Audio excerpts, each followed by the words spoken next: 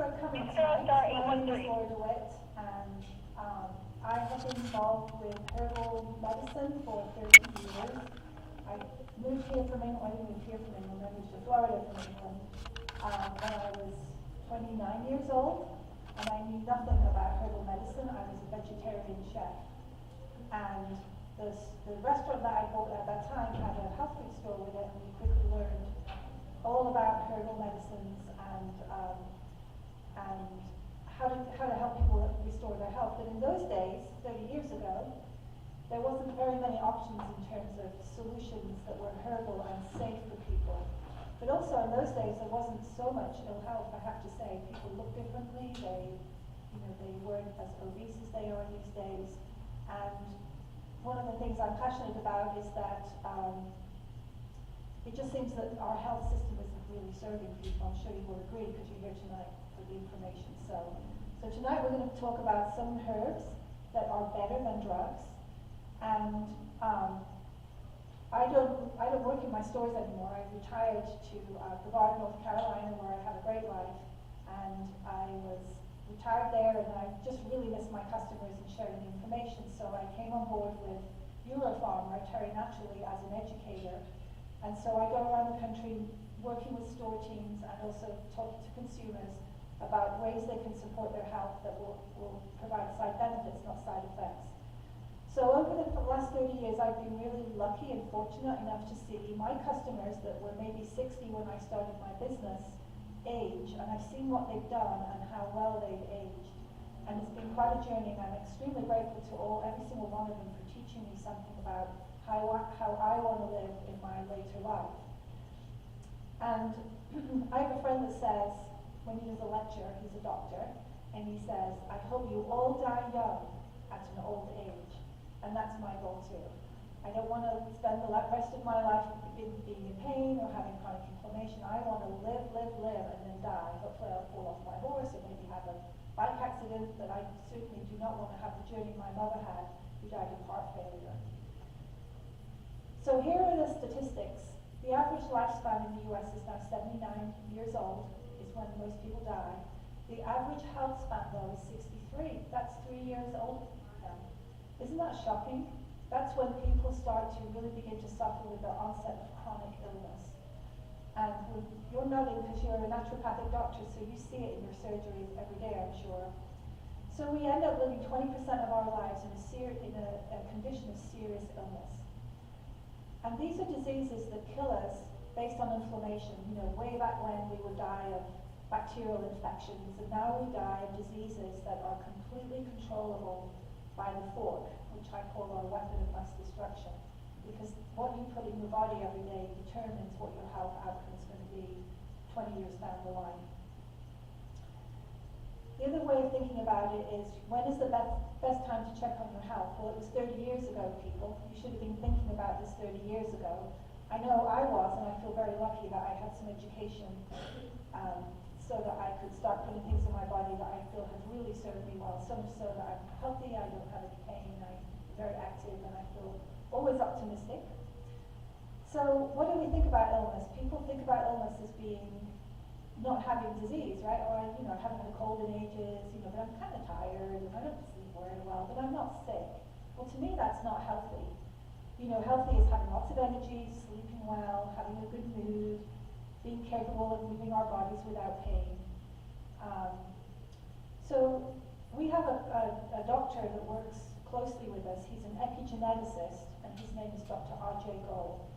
And he works on the genetic expression of diseases and the herbs that go with them. He actually does research for the medical world, and in his spare time he does research on herbal medicines, which is his passion. There's no money in herbal medicine research, by the way. There's lots of money if you work for Bayer. And he said that there's no cure for chronic illness. All we can really do is start now and prevent. And that's what we're going to be talking about tonight. So can we identify natural compounds that will safely suppress chronic inflammation, which is what we die of? Heart disease is the number one cause of death in this country. It's a disease of inflammation. And what we're going to talk about is that plants have compounds that actually give them superpowers for our health. They can be integrated into our diet to create a healthier outcome for us now, today, and down the line, and for our children and our families. So let's go on a journey with some amazing plants that have proven their superpowers as heroes. And let's talk about how to build your own foundational wellness for health for the next 20, 30 years. So natural medicine used to be derived from traditional stories. We had what we called old wives' tales. I hate that expression, but you know what I mean. You know, our grandmothers knew that valerian helped us sleep. We know that peppermint keeps mice out of the barn. And that was really all we had to tell. You know, I could say, well, this customer got really well because she took 10,000 milligrams of vitamin C every day. The difference now is that we have scientific data that can actually enforce the hunches we had about some of these plants. And did you know that many of today's chemotherapy drugs were actually based on plant compounds? They were just synthetically developed to mirror the plant compound, but nature has always had a place in our medicine. So these new advances in genetic sequencing and research show that science can prove now that these products and compounds are very healthy for our ongoing health. They have no side effects, they have side benefits. Every single medication comes with some kind of side effect. Does anybody here take medication? Yeah? Do you feel like you have side effects from that medication? No? Okay. Well, that's right. Okay. So we can guarantee no side effects with our herbals. We can also say that it will support the system. So we're going to talk about curcumin in a minute. While it's great as an anti-cancer and anti-inflammatory, it's also fabulous for our liver. It's also great for our brain. It will hold back the progression of dementia and Alzheimer's disease. This is good information. So we're using it for one thing. It's got all these side benefits. Herbals tend to lift the whole body, so they're holistic in the way they work. And now we can prove the clinical testing to prove it. So let's look at curcumin. Have you all heard of curcumin? Do you all know what plant curcumin comes from? Turmeric root, that's right. So it's my assistant Van White over here. He's been driving me around all week. So turmeric is the spice. This is a great source of confusion, we call it. Confusion. Turmeric is the spice. It's a root from the ginger family, and you're probably familiar with it now. You can probably see it in grocery stores and health food stores in its raw state. And what we get from turmeric when we dry the root is we get this beautiful yellow powder, and the pigment that makes it yellow is something called curcumin. But out of that pile of curcumin, turmeric that you see there, there's only 2 to 4% of that is actually the active compound curcumin. So while turmeric is very healthy for you to cook with, it's not the medicinal compound that will give you health benefits. It's curcumin that you're going to look for. So what is curcumin good for? It's good for everything. There's not a single body system that curcumin will not elevate and improve the health. So it's good as an antioxidant, it's an anti-inflammatory, it's an antiviral, it's an antibacterial. So much research, which I'll share with you in a minute, about its activity as an anti-cancer agent. It restores immune function, and it increases our glutathione levels. And those of you who are very well versed in nutrition know that glutathione is our fountain of youth.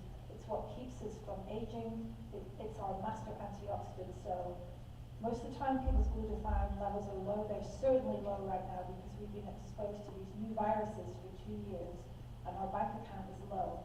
So anything we can do to improve and elevate our glutathione levels will serve us well. And also it's very protective of the liver. So let's have a look. What is it an all-in-one solution for? Everything. Multiple sclerosis, psoriasis. Any of you watch Jeopardy? You have those, I love Jeopardy. And you have those commercials. We actually watch it later so we don't have to watch the commercials because they're all the same. You'll have plaque psoriasis, what are the side effects of death? You know, erectile dysfunction, what are the side effects of heart attack? It's just so depressing. And here's a herb that will help with psoriasis. Because what is psoriasis? It's just inflammation. It's just your body's message of inflammation. Colitis, metabolic syndrome, those are those people who gain weight. They have diabetes, then they get heart failure. They can never lose weight. They're depressed. That's metabolic syndrome. Gum disease, which we tend to get when we get older. Cancer, any kind of pain, arthritis, diabetes, liver disease, asthma, allergies, Alzheimer's, depression. So any health problem you can imagine is positively affected when we start putting the compound curcumin in our bodies. So here's a study. We're here to look at whether it's better than drugs, right? So here's a study that was done on patients who had osteoarthritis in the knee, which is probably a lot of us who exercise find as they reach 60 years old, their knees aren't so great. This was a study done with curcumin versus a drug called diclofenac sodium, which the brand name is actually Voltaren. They took 139 patients with arthritis in the knees, and curcumin, as you can see from the graph, was equally, the curcumin is the yellow and the drug is the gray. After day 28, curcumin was equally effective at improving pain control in a prescription drug. So you're like, well, okay. However, multiple types of adverse events happened in the group that took the drug. And by the way, this was what we call a double-blind placebo trial, which means that the people didn't know which one they were getting. So that's considered the gold standard in clinical studies. 28% of the drug group had to take an acid blocker to treat the acidity versus zero problems with the acidity in the curcumin group. The problem with anti-inflammatories or non-steroidal anti-inflammatory drugs is that they create damage to the gut. They damage the vascular system of the body, so it damages your kidneys, it's going to damage your eyes, it's certainly going to damage your stomach. And then once we get leaky gut, we're then involved in all kinds of autoimmune disorders and we can never be well. Once our gut is damaged, forget about it. If you don't heal your gut, you're never going to be healthy.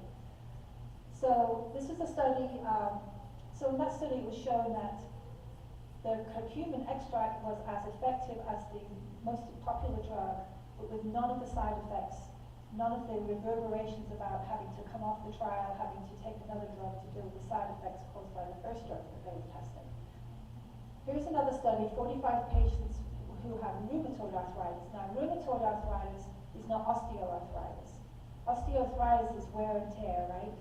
And general aging and inflammation in the joint. RA is an autoimmune disorder caused by leaky gut. We were just talking about that. So if people take a drug that's an NSAID for rheumatoid arthritis, they are going to make their gut issues even worse and cause more problems. Right? You're shaking your head. It's true, right? It's very true. Yep, they are. So this was the BCM95 curcumin, which is I'll tell you what that means in a minute, and the Voltaren, or both for 8 weeks. Curcumin was as effective as a drug in relieving the pain of rheumatoid arthritis, but again, 14% of the people in the drug group dropped out because of adverse effects, unlike nobody, compared to nobody in the curcumin group. There were no significant side effects. This was a study done on depression. Remember I told you that it's very beneficial for the brain. These were people that had depression, and they had reduction in symptoms for people who had major depressive disorder. That's called atypical depression. Depression is very difficult to treat. And I'll tell you that most people who take drugs for depression and anxiety, those drugs really don't work very well. But they also create an enormous amount of side effects. And I always say, if you weren't depressed before you got on the drug, you're definitely going to be depressed once you're on the drug, because there goes your sex life, there goes your memory. You know, you're just up the creek without a paddle. So this was a study done with curcumin on atypical depression. After 8 weeks of use, that's the red line you can see, compared to the placebo, people got great results. And that was 500 milligrams of curcumin with turmeric essential oil. That's the BCM95. Because curcumin is really hard to absorb, even when we extract it from the turmeric root, and we just put that in the capsule so the active compound does not get absorbed in the body. It's notorious for doing that.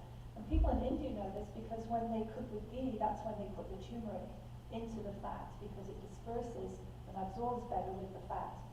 So the BCM95 is a unique way of delivering curcumin into the cell, which is where you want it, which is where it's going to do all its good work. And what the BCM95 is a combination of the essential oil from the turmeric root. So it's the plant delivering the plant compound into your cell. I think that's really cool. Other types of curcumin use black pepper. Black pepper is very dangerous because it is an irritant to the gut. We know that if you've been taking NSAIDs, you already have a weak gut. Black pepper will further weaken the gut and create it's like a vasodilator. It opens up the lining of the gut. And the other consideration with that is if you are taking a medication that is designed to parse through the day, you're just going to a whole load of that Librium or Valium or whatever in one go because now your gut is wide open. So please beware about what kind of curcumin you put in your body. You want the BCM95. It's the only one that's been clinically studied. Let me share some information with you. So when we talk about breast cancer, which is inflammation, it's inflammation at a cellular level, and we know a lot more about cancers now than we ever thought. We used to think we were looking for a drug for cancer, and we know now, based on all this genetic sequencing of different kinds of cancer, there's no way in heck that's going to happen because your cancer, your breast cancer, is different from my breast cancer. Because I grew up in England, you grew up here, you have a different microbiome, you have a different DNA, you probably eat a different diet, you have a different metabolism. All those things affect a cancer. So what we want to do is try and take away the reasons why we get cancer. And number one is inflammation. So curcumin was very effective against breast cancer. It reduced cell proliferation by 70%. That means the breast cancer cell stopped replicating, so we can treat it better. In prostate cancer, it reduced tumor size in the prostate by up to 65%. So lots of great excitement work, and what the epigeneticists found how it works is it actually does two things. It stops cell replication, it creates cell apoptosis, which is the death of the cancer cell, but the most important thing it does, it goes in and it kills the stem cell. If you ever wonder why people who've had success with chemotherapy tend to get a reoccurrence 5 to 7 years later, it's because chemotherapy does not kill the seed, the stem cell of that cancer.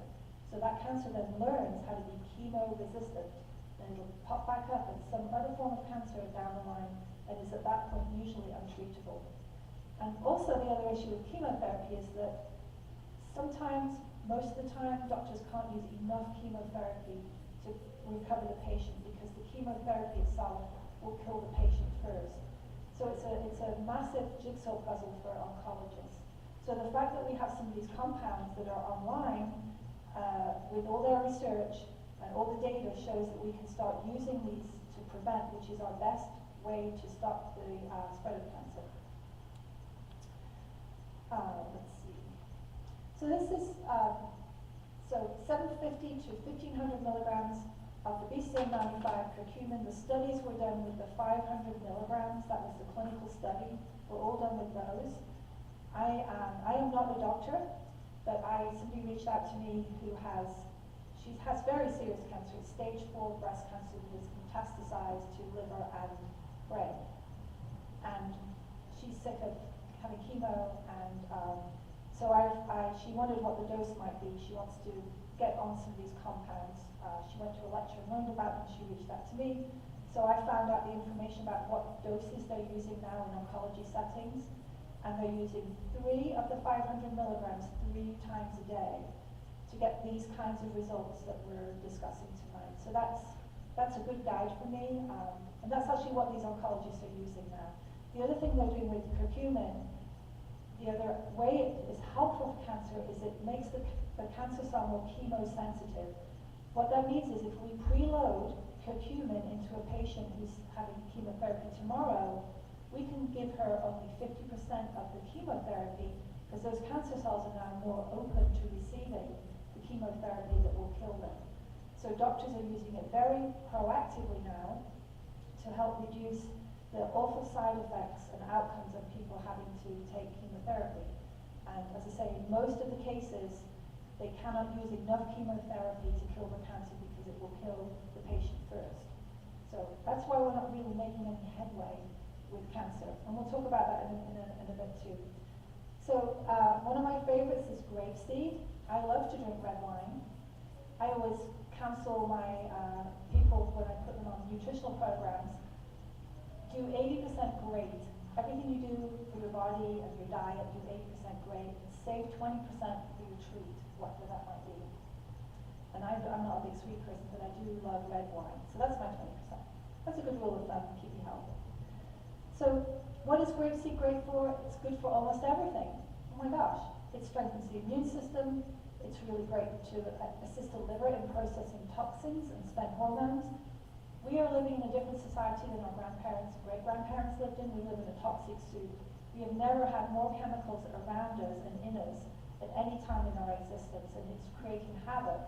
Xenoestrogens, which are hormones found in plastics and paints and hotel rooms and new carpets, are overwhelming our bodies. So we have a rise in men's breast cancer now because of it. We have young women who can't get pregnant. We have the #1 performed surgery in this country is a hysterectomy, because so many women get endometriosis because of excess of hormones.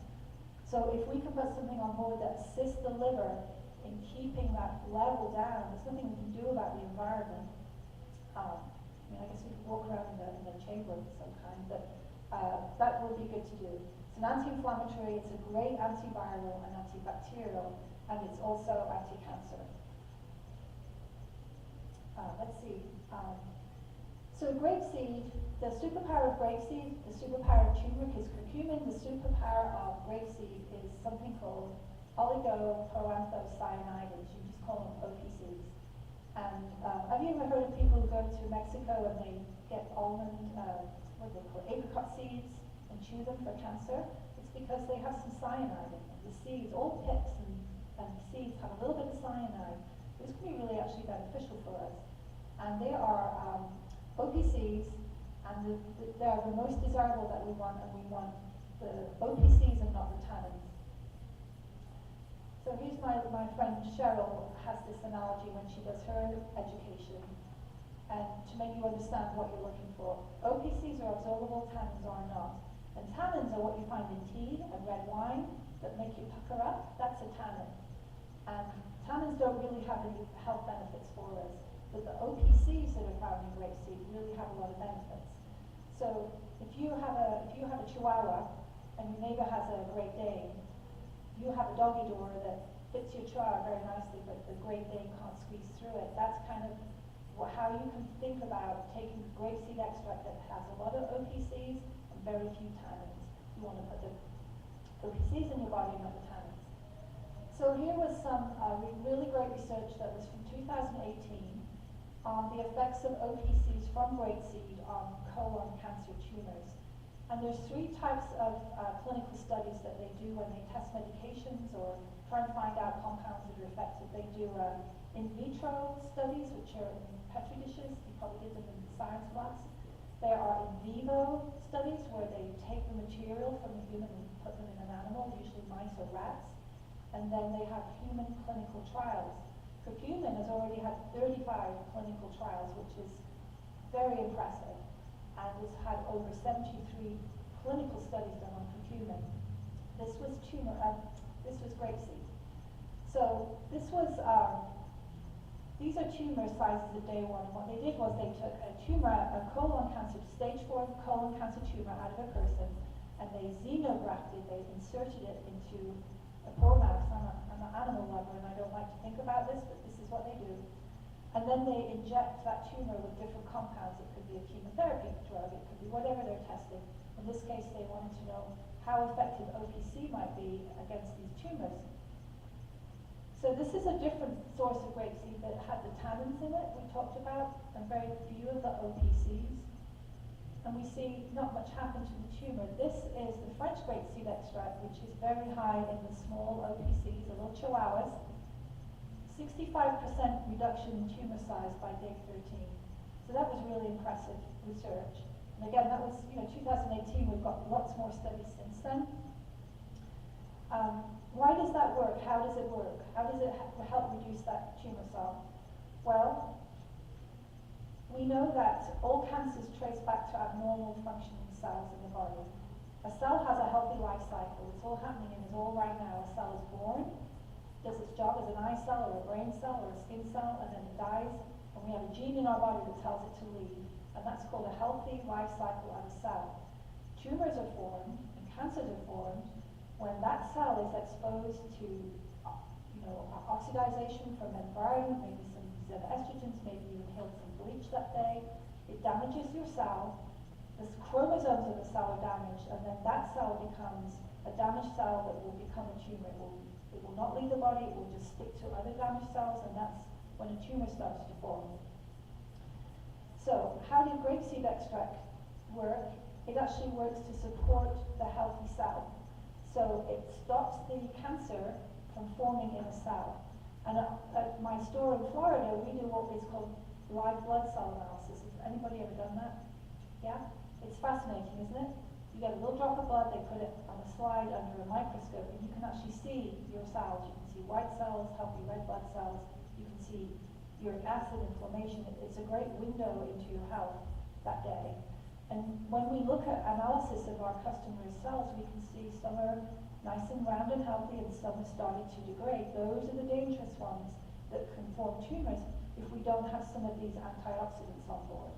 So that's the benefit of taking grapeseed extract.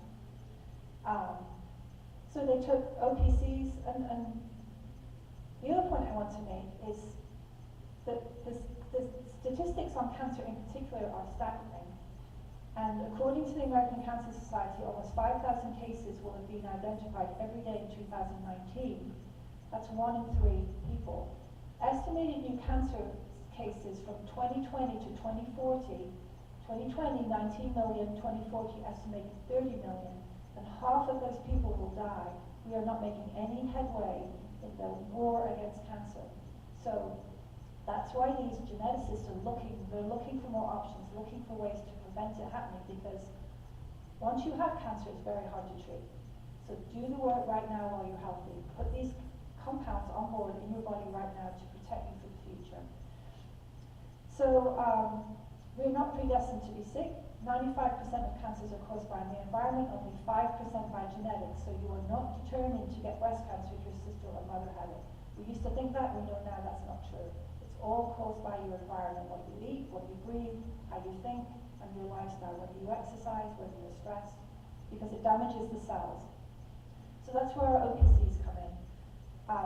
They combined OPCs with chemotherapy in treatment-resistant colon cancer, and they found an upgrade of 70% reduction in tumor weight in those people.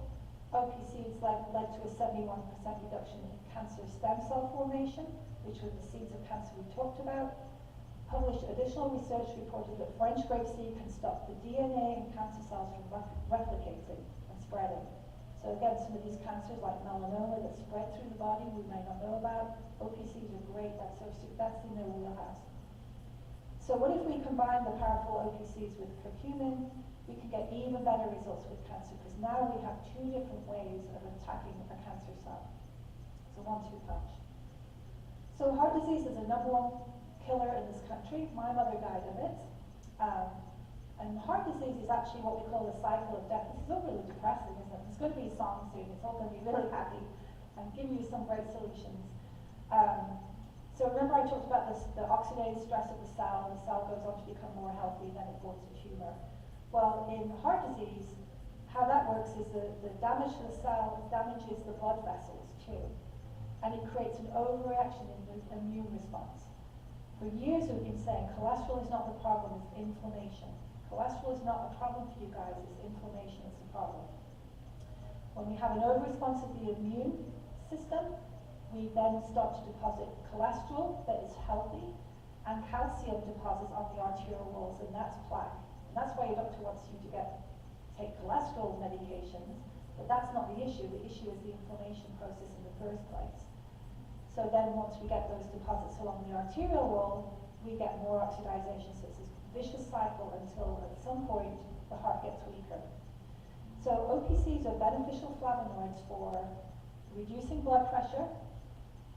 OPCs act as a vasodilator. They relieve and relax the blood vessels so the heart doesn't have to push so hard to get the blood through the system, which is what high blood pressure is.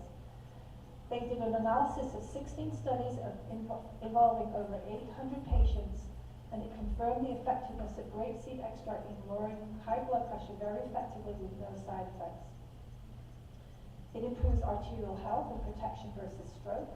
This was a study involving 300 patients, and the grapeseed extract reduced arterial plaque formation by 40%. So again, we're looking at a compound that works on multiple structures and functions of the body. Um, so anybody who has varicose veins, hemorrhoids, those are all signals by your body to say your vein and blood vessels are getting weaker.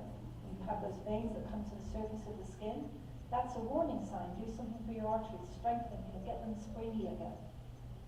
It's great for diabetes, especially diabetic retinopathy. Why is that? Because our eyes have tons of tiny blood vessels in them. Anything to do with vision, macular degeneration, we talked about cancer, and then also studies on Alzheimer's disease and other dementias, because it actually helped reduce plaques and tangles in the brain that are associated with the onset of Alzheimer's. So good stuff. Unfortunately, there's a lot of products out there that are not what they say they are. They say they have benefits with OPCs. There was a group that studied, in the 1990s, there was a big, I think 60 Minutes did a big thing about resveratrol. Remember that? I don't know, the French paradox, and why is it that all these gorgeous French women who are slim and classy, and they smoke and they drink wine and they eat brie and they're super healthy, and they said, well, it's because of the red wine. It's resveratrol in red wine. It's anti-aging, and really what it was the extract from the grapeseed. So at that time in my store, we couldn't keep OPCs on the shelf. The grapeseed extract, it was just, everyone was coming in for it because they heard all about this information. And then lots of products started to be produced because human nature is companies want to make more money, and they didn't include any active ingredients, so people didn't get benefits. They went to Sam's Club or Walmart, not to a great store like this that has trained people, and they bought the cheapest one they could find, and it's like, that stuff doesn't work. Well, there's nothing in it that would work in the first place. So they did a study recently on 50% of products that were on store shelves that claimed they were OPCs, and they found that 50% of them had hardly any OPCs. They were either polluted, and some of them actually just had peanut skins in them. The source of the OPCs was peanut skins, which were not well absorbed. So be careful that you're looking for a product that has the OPCs that are easily absorbed, give you all the health benefits we talked about.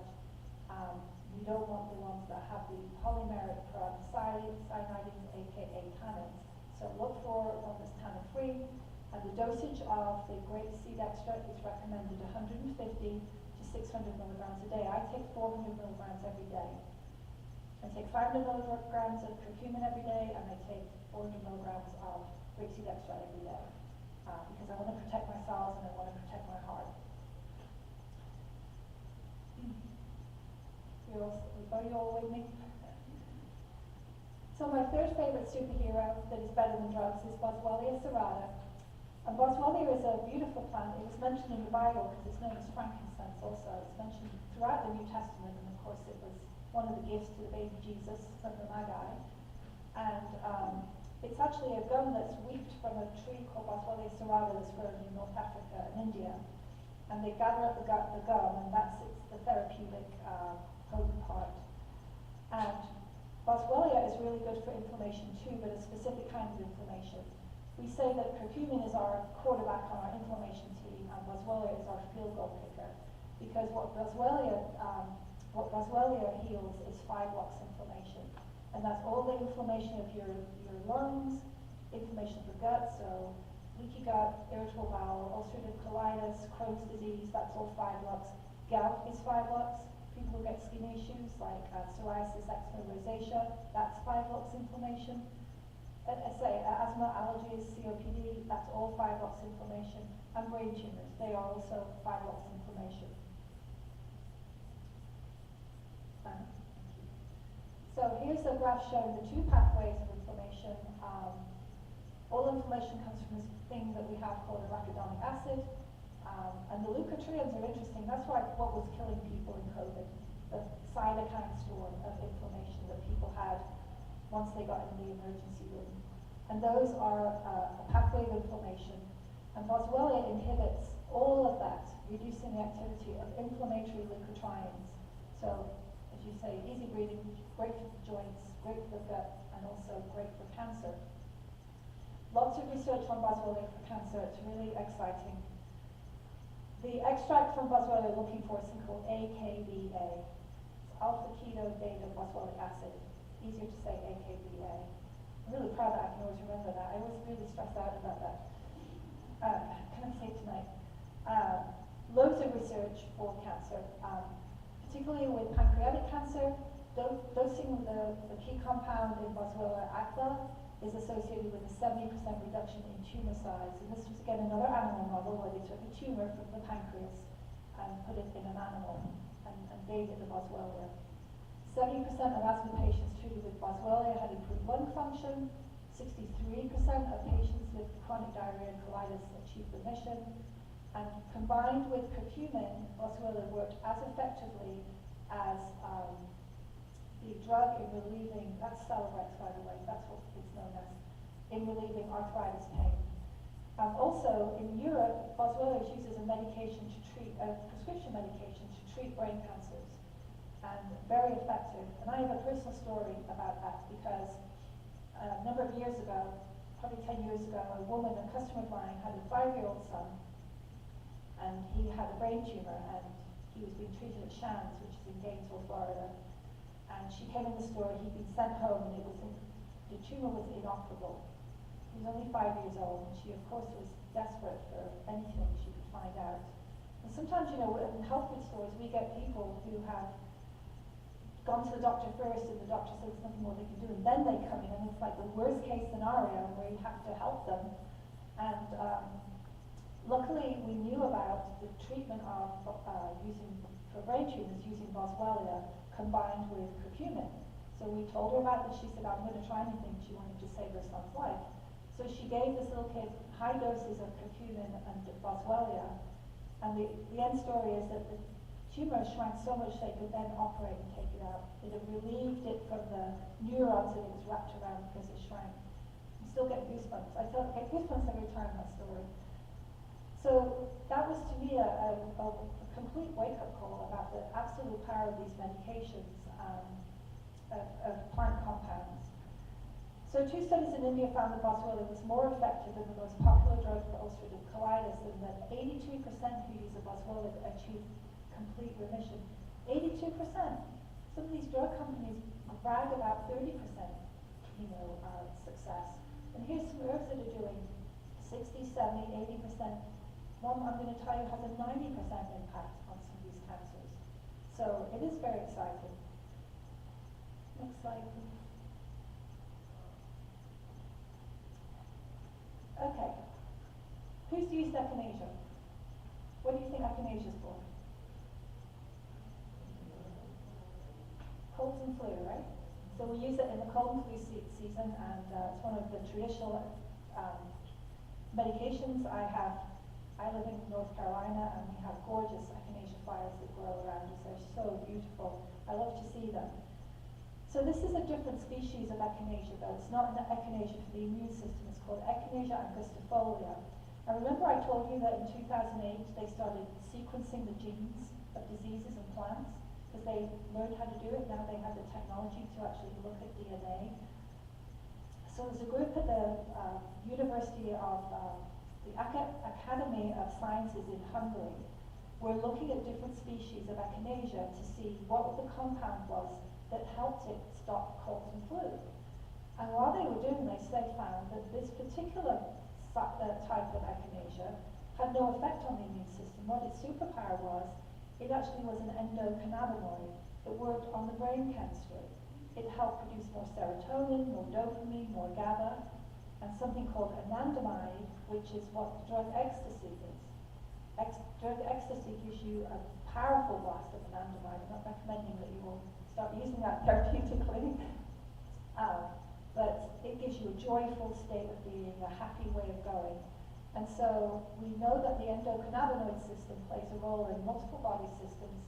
It's based throughout our body. We're only just learning about it. I mean, this has been the whole thing with CBD is we know it affects the cannabinoid system in the brain. But it affects mood, memory, nerve function, your appetite, your immune function, and your perception of pain.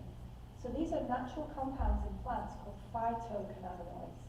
And they can flip these switches for the endocannabinoid system. And what Echinacea angustifolia does, it flips the switches in our brain to make us feel calm, relaxed, and joyful. So it's great for anxiety. 40 million people in this country take medication for anxiety. I'm sure a lot more over the last 2 years. We were just talking earlier about how being at home and being isolated and people's terrible diet has exacerbated some of these chronic conditions that we're seeing. So maybe we'll see a study. Okay, so proven effective on the endocannabinoid system, contains mechanical alkaloids that bind to cannabinoid receptors on neurons, which are your brain cells, triggering feelings of calm and relaxation. Human clinical trials on echinacea angustifolia find results comparable to anti-anxiety drugs like benzodiazepines. They're just as effective. So here was some research. Men and women with increased levels of anxiety took 20 milligrams of each echinacea angustifolia twice a day. They achieved significant results from day 1 with their anxiety. And through day 7, their anxiety went down and down. They stopped the treatment at day 7, but they still had reduction in anxiety up to 21 days. So it had a residual effect. It's very powerful. No adverse effects. It's a tiny weeny pill. A little kid can take it. It's safe, safe, safe, safe. You can use it along if you take a anti-anxiety medication or a antidepressant medication. You can safely combine it. You know, we're not doctors and we never ever tell people to come off their medication, but what a lot of people can do is taper off their medication and start to use these herbal compounds with great success. The research was done on 20 milligrams of the tablet twice a day. It's very easy to use. There was a brand new study that is not on the slide that showed results for sufferers of high anxiety. These are people who literally have no adrenal system left. They're just so anxious, they don't sleep, they're always wired. 62 people took 40 milligrams twice a day versus a placebo. They didn't know which one they were getting. Results were effective by day 3, and by day 6 there were 70 significant results, 75% reduction in anxiety compared to 25% with the placebo. That is the same profile as if you would take a benzodiazepine. And those have terrible side effects, as you know, sleepiness and addiction, to name a couple. It's great for sleep. I don't use it for mood because I'm pretty happy. But if I have a hot flash, darn those things, it's been years now. I told my husband at the time I started menopause. There was an article in The Guardian, and it said menopause symptoms can last up to 14 years. And he went, no! Because he was already tired of being having hot flashes and being grumpy. So if I wake up with a hot flash, sometimes I go back to bed and my monkey brain switches on and I can't get back to sleep. So I'll take just one of the echinacea and I go right back to sleep. I don't get groggy in the morning, it's great. Safe for kids, and there is a product that the company Terra Naturally make that is for dogs. So if a dog who has high anxiety with thunderstorms or travel, that's a really good way to help them stay calm. Maybe when you leave, they get anxious. Some great tools in our toolbox. So this actually might be my favorite herb. It's called Andrographis. Have you heard of Andrographis? Okay, yes. Yeah, sure. The same dose. It's exactly the same formulation for dogs.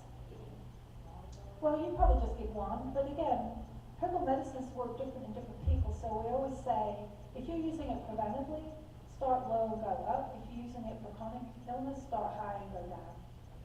If you have a major issue, there's a doctor called Dr. Michael Murray, he's very famous, and he says, when your house is on fire, don't get out the spritzer bottle. You douse it down with water, and then if there's a little bit of a flame here and there, you might want to get the spritzer bottle out. So he's a big believer in going in full tilt with these herbals if someone is chronically sick. But again, if we're preventing, I just take one of each every day and it serves me well.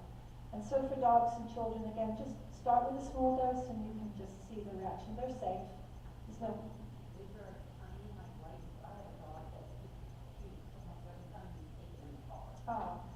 So like an hour before your travel would be good in time to get it in the metabolism. Animals have slightly different metabolisms than us, so about an hour would be good.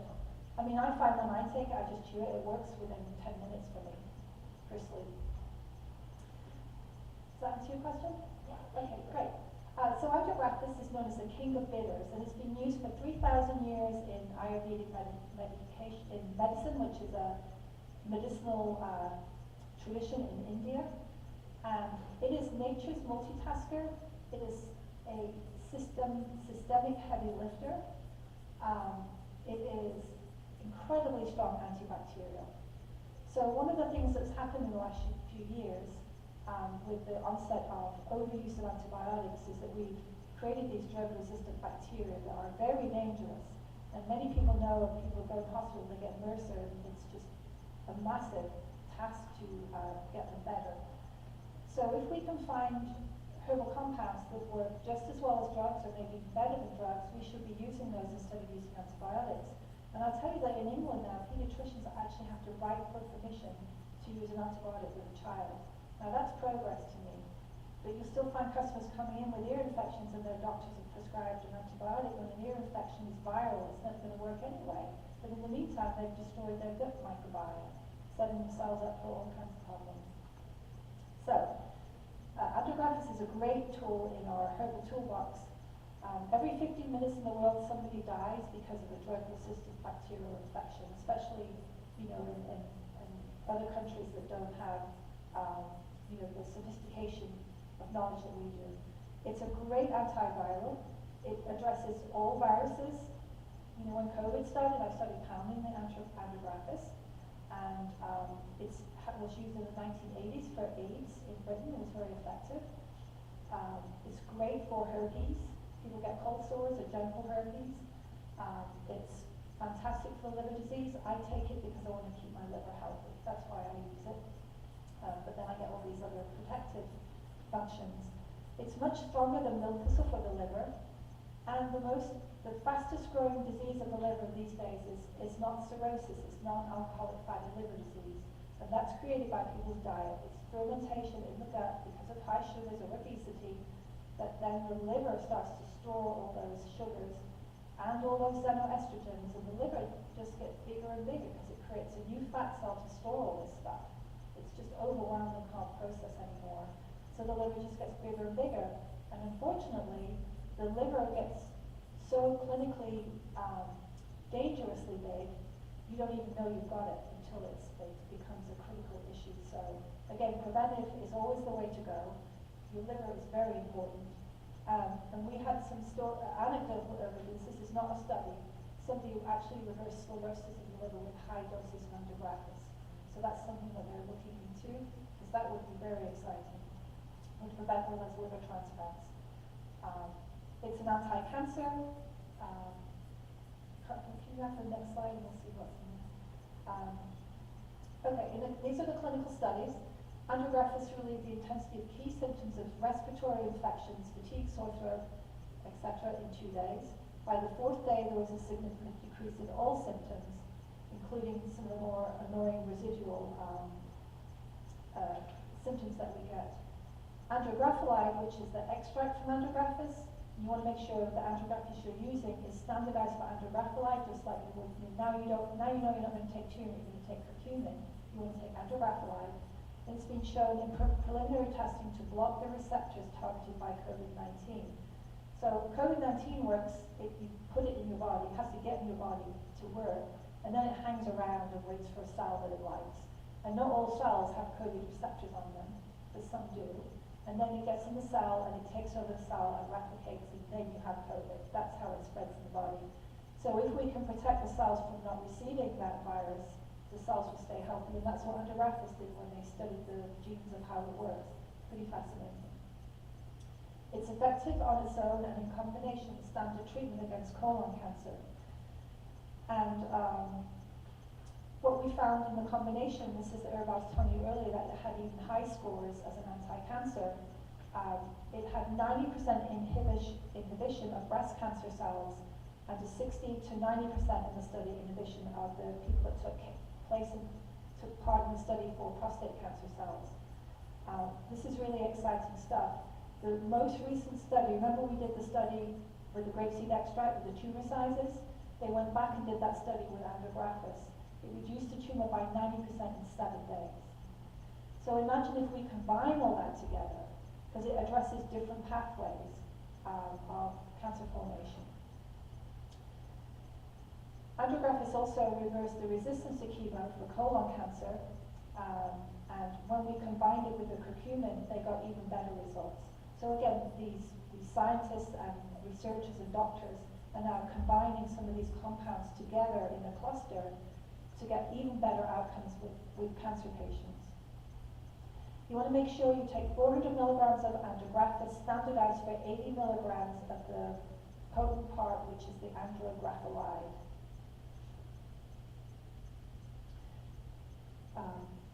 So it can be taken daily. I take it as a preventive or to treat symptoms. And again, you know, rule of thumb with herbals, if you feel you're getting COVID or you feel you're getting flu, I mean, nobody talks about flu anymore, it's so funny.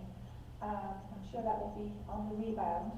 But any kind of staph infection or anything like that, you want to go in with really high doses. The other way I've used andrographis with people is when they have a wound that will not heal. I had a customer one time she'd been in hospital, she had this wound on her foot, and she had diabetes, so she had no circulation, so this darn wound, it wouldn't heal, my foot was black. So we used a poultice with the andrographis with colloidal silver with coconut oil, put it in a sock and bound it up, and it took care of the wound where she had all the black skin filled up and she had new skin underneath. It was pretty, I know, right? It was happy to have a joy. I told you there's going to be some joy. So ginseng, you've all heard of ginseng, I'm sure. Jimmy Carter brought it to the United States in whenever that was, the 1970s. And he went to China and he came back just saying, everybody's got to take this herb. It's incredible. In China, it does this, that, you know, no one has any sex issues, everyone's got energy, everyone's great, good looking, and everybody should take it. And so that was the time that it was encapsulated. It's also known as Asian or Korean red ginseng, Panax ginseng. Panax means panacea, which means it does everything. The red ginseng is what we want because it's steamed. And when we steam the red ginseng, it releases these powerful components called ginsenosides. And the ones we want are the noble ginsenosides. What is it great for? It's called an adaptogen. By the way, andrographis is also an adaptogen. That means it brings the body into balance. So if your blood pressure is low, has anybody had the experience where they get up off the chair and then they stand up and they feel woozy, dizzy? Yeah? That's low blood pressure. And what that means is the heart isn't able, your blood pressure isn't able to get to the brain fast enough, get the blood flow going to the brain fast enough. Sometimes I used to do a lot of Ironman triathlons when I was a little bit younger, and if I'd had a really long run or a long ride, I would find that would happen to me, that the 7 hours of exercise I had kind of lowered my blood pressure. In fact, every time I went to give blood or whatever, they'd say, do you know your heart rate is 35? I go, yeah. They go, are you all right? I go, yeah. Because, you know, endurance sports tend to lower, because your heart gets better and more effective, so your pulse rate goes down. Right? You know this, right? So that is blood pressure. Ginseng is a great way to bring it back up. And I had a gentleman at my store the other day. We had a big celebration for 30 years, and he has problems with low blood pressure. And I had given him a sample of a chewable ginseng, and he came back the next day and he said, oh my gosh, that really took care of my low blood pressure. He said, I feel great. And it worked in one day, which is staggering. If your blood pressure is high, it will modulate it and balance it back down. It's great for your metabolism. Anyone who's going on a diet and wants to perk up the metabolism, maybe your adrenals are a bit low, it's fabulous for that. It's great for the immune function. It's another herb that fights inflammation. Loads of studies on focus and attention. If you are someone who's working, you have a family, you need to go to school, or if your kid has a hard time focusing, it's great for that. It increases resistance to cold and flu. And then we have lots of data on sex drive and studies on erectile dysfunction, which I'll tell you about. And it also helps to alleviate the side effects of cancer. So fatigue, tiredness, chronic fatigue, new studies on chronic fatigue, but it's really beneficial for that, giving you energy. So what we need to know is that it's got this rare ginsenoside or noble ginsenoside. Unfortunately, we have, since Jimmy Carter introduced it and everyone and their uncle wanted to go buy it, loads of companies came, and what they did was they harvested ginseng. Ginseng takes 20 years to grow. And so they didn't want to wait 20 years to get their profit, right? So they just denuded the earth and grew it by spraying a ton of pesticides on it. Whereas ginseng should be grown over 20 years exposed to natural pesticides. And So now we have no source of clean ginseng on the planet, it's gone. So there's no way to get ginseng that isn't full of toxins. So a group of people, very smart young men, actually very good looking young men, if you want to see the video, it's on a website called terrytalksnutrition.com. They wondered if they could grow it hydroponically. Do you all know what hydroponic is? Yeah, you've seen vegetables. So they were really successful at doing so. They grow these beautiful roots really quickly, and game over, but when they analyzed the root, it had none of these active compounds in it, not one, no ginsenosides. So they're like, then they realized that when a root is growing in the ground for 20 years, what happens? Well, some summers are hot, some winters are warm, some summers are wet, some summers are dry, sometimes there's raccoons, sometimes there's squirrels, and sometimes there's cloud cover and some light, sometimes there's a lot of direct sun. We know that plants get their compounds because of stress. Wouldn't that be great if we did that? Every time we were under stress, we went ping, and we had another superpower. It doesn't work like that for us. So in the growing environment, the plant produces compounds, and the way I think about it is, when you drink coffee, what do you drink coffee for? What do you drink it for? Caffeine, right? Did you know that caffeine is a pesticide the coffee plant produces to protect it from bugs? And nicotine, not that anyone smokes anymore, but nicotine is a pesticide produced by the tobacco plant. So plants produce these potent chemicals in response to perceived threats, and those chemicals are things that we can use in our body to achieve different results. So what doesn't kill you makes you stronger is a really good way of thinking about how plants grow. So one of the cutest things, so these guys in Belgium started doing that. They started in the water, they made it hot one day, they made it cold another day, and every time these plants produced a new compound. And the cute story is, that we always tell, is they played an audio recording of a caterpillar eating a lettuce leaf, and the ginseng plants were so freaked out that they produced a new ginsenoside. Isn't that a cute story? So anyway, the ginseng that they produce now has 12 of the noble ginsenosides, and is really effective, so it's 7 more noble ginsenosides than even the highest brands. And it has a cocktail of over 12 of the noble ginsenoside families. There's over 1,000 studies on PubMed, which is the website for the National Institute of Health, where you can see all the research that has ever happened. It's all there online. So powerful results for blood pressure, metabolism, and just gives you lots of great endurance. I use a Chewl before I work out. It's fabulous. It really just kind of gets you going. I've taken 4 today, by the way. He kept me up till 11 o'clock last night. We drove home in a snowstorm for 2 hours. I didn't eat my dinner till 11 o'clock. So you betcha I needed 4 ginseng today, but it worked. How it works with brain, by the way, is so interesting. It not only lowered fatigue in people, but it prevented the death of brain cells. This is how it works for dementia. And it also regenerated new brain cells in the study. It was so fascinating. So not only did it stop brain cell death, it actually helped people keep producing new brain cells. So that's really good. The more brain cells, you're producing brain cells right now, by the way, by listening to me, but you've got to keep that snappy brain to stop yourself from being all dementiaed out. And I know you all want to know, how does it work for sex drive, right? You know, like, that's the only thing I came for tonight. So how it works for sex drive is they took the red ginseng, the HRG80 red ginseng, that means hydroponic red ginseng extract. And they combined it with 2 other magical powers. They combined it with our friend grapeseed extract, which is great for the arteries, remember? And they also combined it with extract from apples. Together, clinical OPC, grapeseed extract, and apple are what is called a vasodilator, which brings blood flow. You getting where I'm going here? To an organ, or to your skin or whatever. If you work out, you take a vasodilator, you have a lot of energy, and you're good to go. So that's how it worked. They also combined it with saffron, and the reason they combined it with saffron is saffron actually improves your mood, so it actually made you more liable to want to have sex.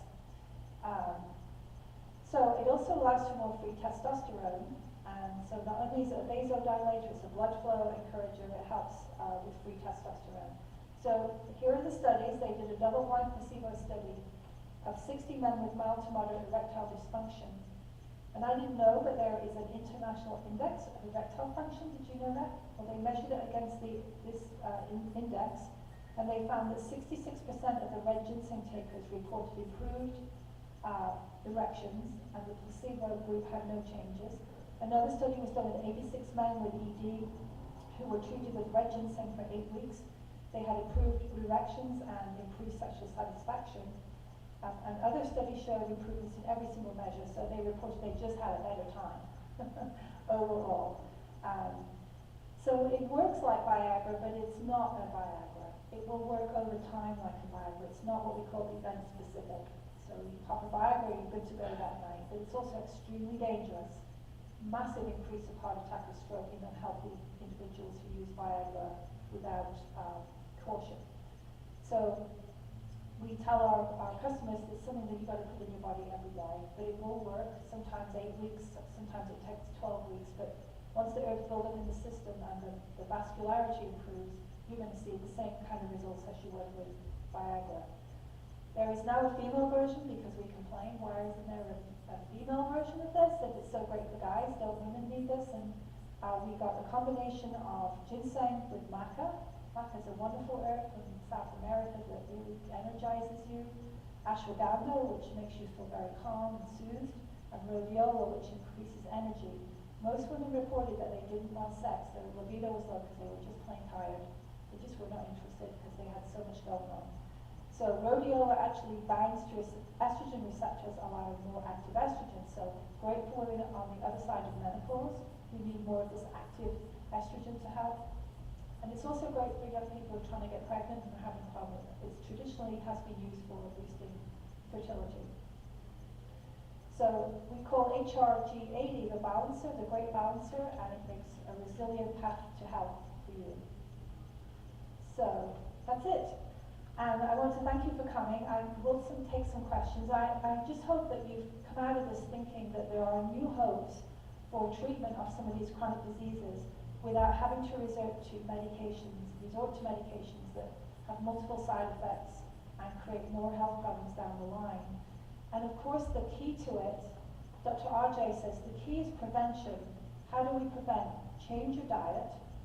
I'm sure I'm talking to people who have a healthy diet, but go out there and tell people, change your diet, eat lots of fiber, get your rainbow, get your polyphenols every day, lower refined sugars, eat more healthy, clean proteins. Make sure you go and get assessments, get scans, get the data. The testing is the good stuff, gives us information that we can use. But then import into your body some of these preventive, powerful, unique compounds from plants that science is now proved. It's not just old wives' tales anymore. It's not just historic use by different generations. It's actually scientific data done by clinically approved studies in prestigious universities and hospitals that prove that these compounds have very great excitement for the future of treating all the things we die of, which are everything that is linked to inflammation. So you should go forth with confidence knowing the things you can really do every day to improve your health. And that's what I'm passionate about. That's why I love going around expressing my interest in these herbs and telling people how I use them for my own health benefit. So I hope that's been some good information for you. If you have any questions or any specific issues, yes? I do. Well, I don't take the angustifolia. I take the 4 things I take every day. Actually, they sold out of some of the products, so we bought some. These are products I take every day. I take Puramed 750, which is the 500 milligrams of the high absorbed curcumin. I take Boswellia, Bosmed 500, one of those a day. I take Andrographis, which is the king of bitters we talked about, and then the clinical OPC to protect the heart and to protect the cells, knowing that I do have some of those tendencies in my DNA from my parents. And so I take those every day. I don't have any health issues, so I take them at bedtime. And this is my philosophy on that. There are certain times you should and should not take different supplements. Your energizing herbs and vitamins, take those in the morning. So if you take ginseng, take your multivitamin. If you take a green drink or whatever, it's going to give you some energy. If you take an adrenal formula, take that in the morning. The things that are going to go in there and work and heal you, like things for your liver, some of these compounds that help repair the body and protect the body, I like to take them at night because we know that, well, I'm not running around eating or stressing out. You know, I've digested my food, and my liver has a detox cycle. Did you know that while you sleep? And it does that so that you're fresh and ready for the next day. Plus, you also produce growth hormone when you're sleeping.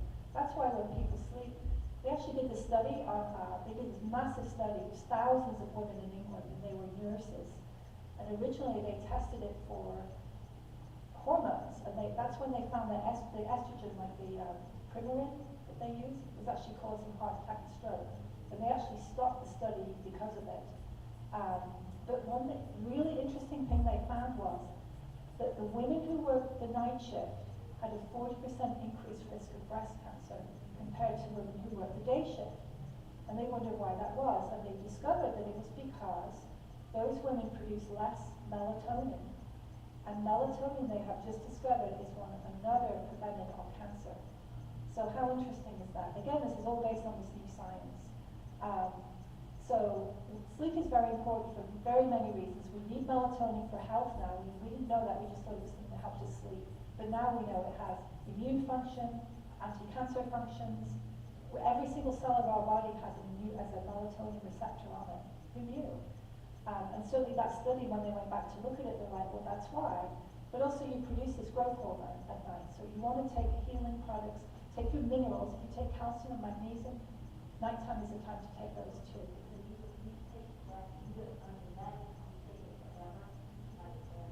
I don't want cancer and I don't want heart disease, so you betcha. Well, yeah, basically. I mean, I'm just putting things in that I've seen by science I know now that prevent disease. But I'm doing all the other stuff too. No. Actually, curcumin, they gave 12,000 milligrams at one sitting to a poor person and forced them to take it with no side effects. They combined it with other medications. Curcumin has no impact on the body other than maybe if you take high doses you might get a loose bowel movement. And that is caused because it produces a better bile acid formulation in your gallbladder. So it helps as they say, the train leave the station a bit quicker. But it's actually really good for the liver. So that's the only concern. And in that case, if someone is a bit more sensitive, we'd recommend taking it with food. But I've never had any issue at all. I've used it for 12 years now, every day. Yeah. Yes, I'll get you. Okay, so are these all in pill form or? Well, this is the BCM 95 product, and it's this company, Terry Naturally, they have the patent on it in the US. It's actually made in India. It's made in the traditional way in India. It is the most pure, highest quality product on the market with 10 times more absorption. And this is the product that the material that all these scientists have been using, this exact formula. This is in a soft gel. We also have it in a capsule. It's in a syrup for people who need a feeding tube maybe, or for children, and it comes in different strengths. So I take the high potency one, but you could get by with taking less if you're healthy. Well, I mean, I'm a total pro. Yes. So how am I going to take off this Well, we have capsules that you can open. There is a syrup. I have a neighbor that has a lot of nerve damage and she wanted to take the curcumin, and even we have one that's a tiny soft gel which might be appropriate for you. She couldn't even take that. I mean, it's like literally tiny. A lot of people who are GERD have a hard time swallowing because the stomach starts to form, it starts to move stomach cells into the esophagus to help produce more acid. And that's what GERD is. And it's usually caused by acid blockers, by the way. But those people then get a narrowing of the esophagus. You hear those people got to get their esophagus opened up. That's because they have GERD. And that would be a person who might do the syrup, for example. So there are different ways of accessing it, for sure. And the andrographis is in a powdered form, and the ginseng is in a powdered form, so there are lots of options. Also, the Curamed comes in a chewable tablet, and the ginseng comes in a chewable tablet too, so lots of different options. Yes. They're out of stock of some of them, but they will be getting them in. And actually, there is a rain check tonight, because you get a special discount tonight, 30%, which is incredible. And that's a big discount. You never find a more bigger discount than that for this line of products. And so if you do a rain check, they'll call you when the product comes in.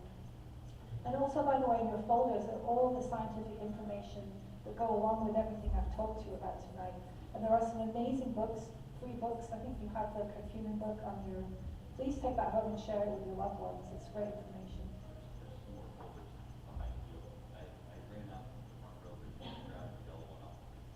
You had a question? Oh, that's a really, really... Well, most do have a shelf life. Absolutely, they do. And as a company, we guarantee the product. So if you take it, even if you take it for 3 months and you don't feel it's helped you, we will refund your money, or the store will refund your money because we refund their money. All of the products have a expiration date. So this one is September 2023. But you're not going to buy it based on the information tonight and not use it. So, in general, I took the first class. Yes. And you give it to person. Oh, okay. Well, Wondering about those things. yes. Well, I don't know what herbs they are. They definitely won't hurt you, but they're probably... One was the Frankincense, I remember that. Okay. So the rule of thumb with herbs is that they just lose potency over time. I mean, you've all had herbs like basil in your cupboard and you smell there's no basil smell anymore. These are culinary herbs, so there's nothing that's going to go rancid. Fish oil now is something you really need to be careful of. Fish oil goes rancid very quickly. So definitely buyer beware of that. But with herbal products, there's no concern really. You can still take it 5 years later. It probably isn't as effective, but it won't hurt you. Yes?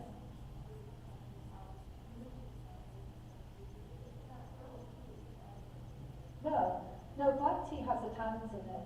And I was just using it as an example of how, you know, that they are potent. And then certainly they don't hurt you. They don't get in your cells though. They don't do any therapeutic benefit. Because, so the ECGC from green tea is an extract that will get in the cell and do good things. But they just bypass your body. The point of saying that is if you buy one that doesn't have the small OPCs, it's not going to work.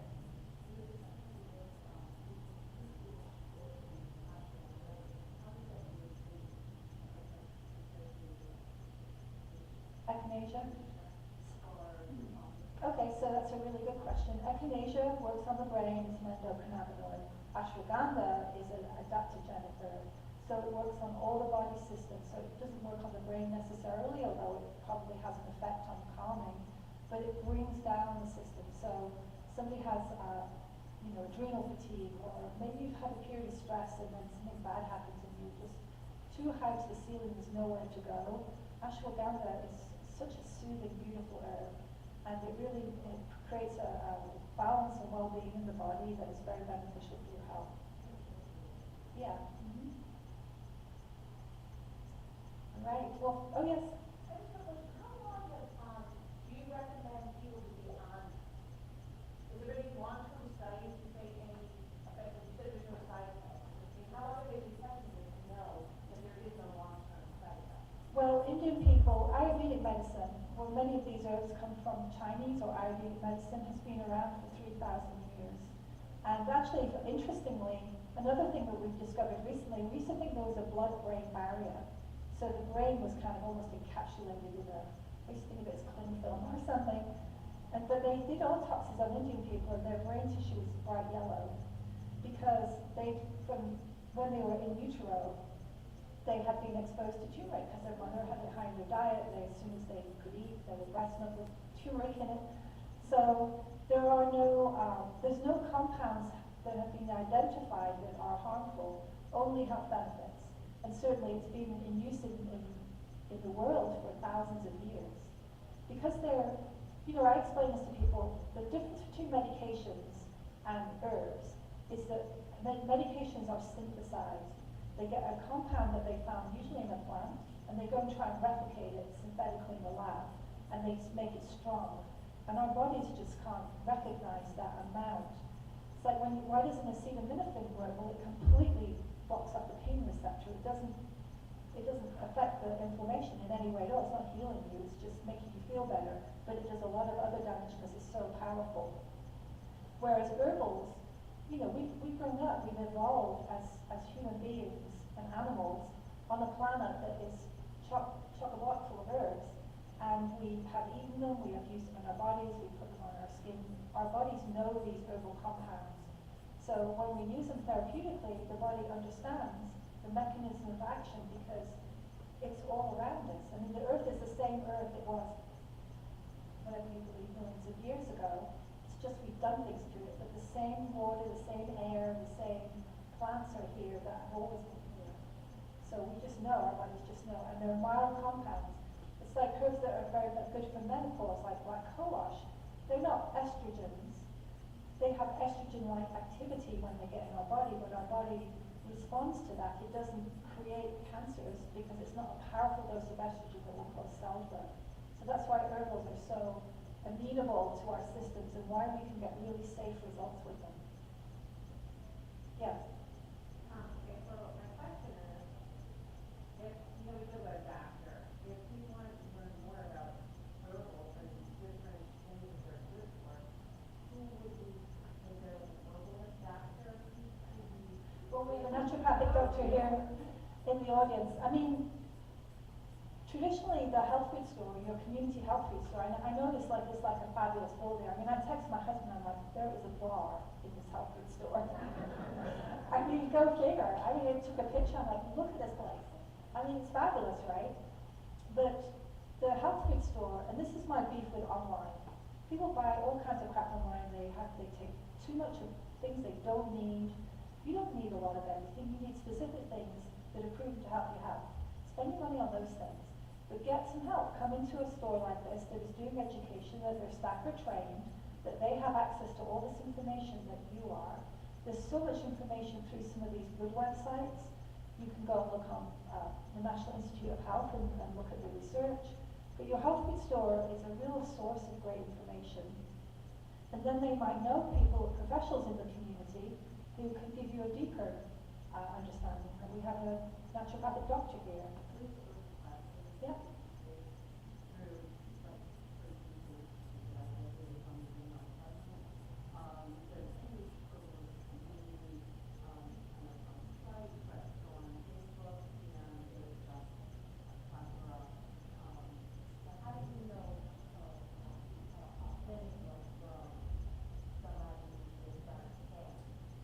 Because there's certifications. Because they have to know how to process you know, right down to Yes. She's very famous as a herbalist. So if you just go and do that, or And then there are national organizations. This is the American Botanical Council, and this is their publication, and they put together all the research on curcumin, and it was all done with the BCM 95 curcumin. So you can you can just put in recognized herbal institutions in Google, and you'll get some of these great organizations. You can join them as a member, and they send you tons of information if you are interested. Yes.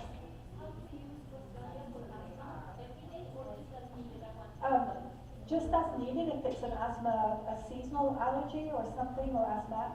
But boswellia every day has great benefit to the lungs on an ongoing basis.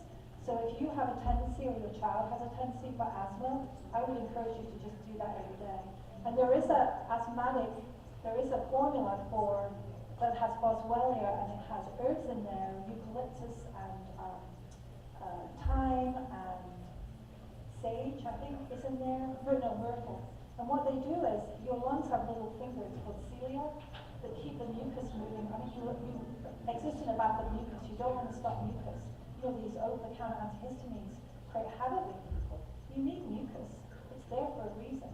And so these cilia keep the mucus moving. So there is a combination of boswellia we reserve specifically for lung health. It's called Bosmed Respiratory Formula.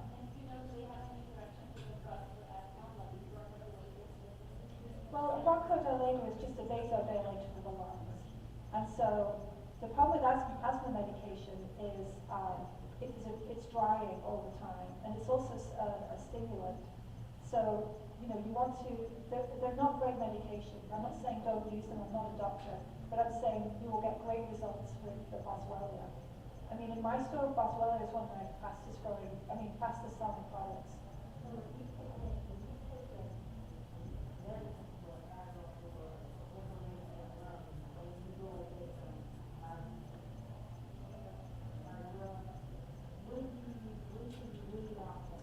Well, right, so again, I'm not a doctor, but what a lot of people do is they would taper off the medication and try it.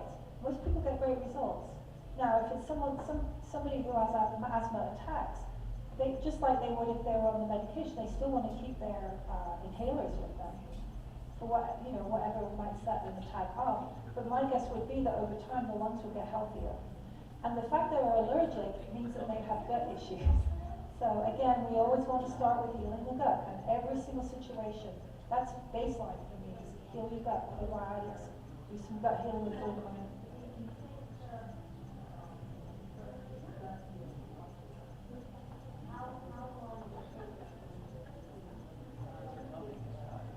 Well, you would tell, you mean what are you taking it for? Oh.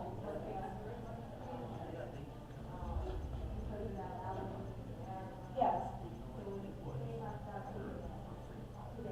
The curcumin?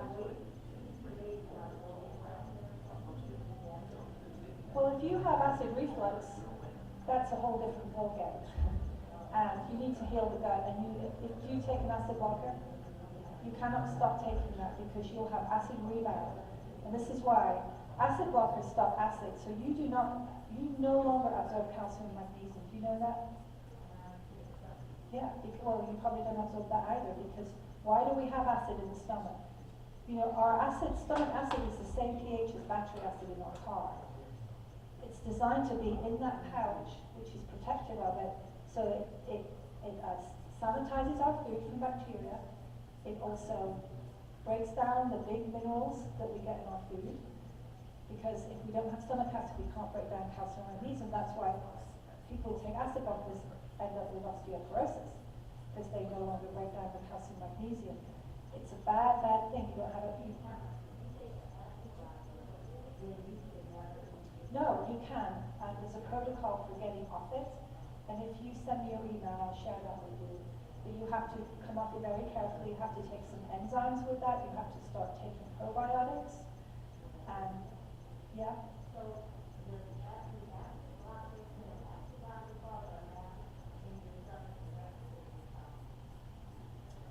I don't know. Well, they've taken one of the Nexiums off the market because it causes stomach cancer. Yeah.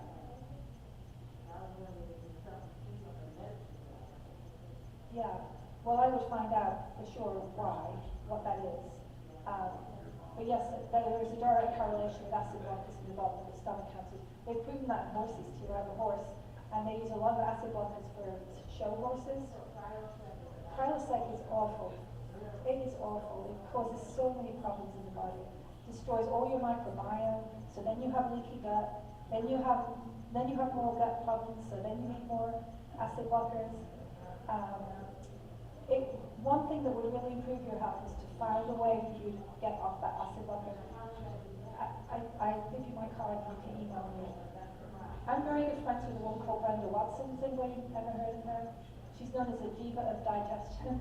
And she had a PBS series a few years ago, and she's about to film another one. And that is her thing. She helps people recover their digestive health. Brenda Watson. Her website is brendawatson.com.